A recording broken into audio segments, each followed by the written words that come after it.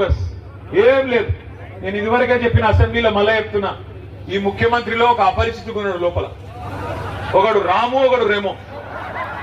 ఆ రెమో ఎట్లుంటది కథ అంటే, రాము అనేటోడేమో అందరికి బోనస్ ఇస్తా అంటాడు, దొడ్డు వడ్లకి ఇస్తా అంటాడు, సన్న వడ్లకు. రెమో అనేటోడు ఏం చేస్తాడు, నేను ఎప్పుడన్నా బోనస్ లేదు మన లేదు అంటాడు.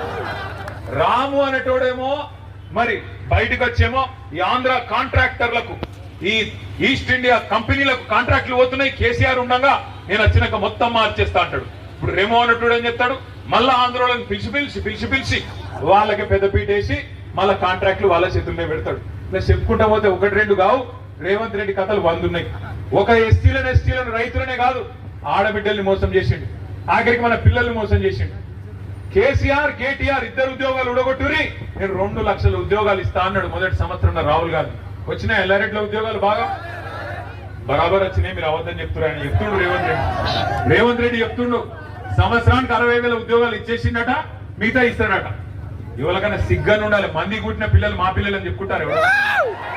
కేసీఆర్ ఇచ్చిన ఉద్యోగాలు, కేసీఆర్ గారి టైంలో ఇచ్చిన నోటిఫికేషన్లు, ఇంటర్వ్యూలు అన్ని అయిపోయి కోర్టులు ఆగితే నువ్వు వచ్చినాక కాగితాలు ఇచ్చే అధికారం నీ చేతికి వస్తే అవి నేను ఇచ్చిన ఉద్యోగాలని చెప్పుకుంటాను. సిగ్గున్నదా ఏమన్నా ముఖ్యమంత్రి గారికి?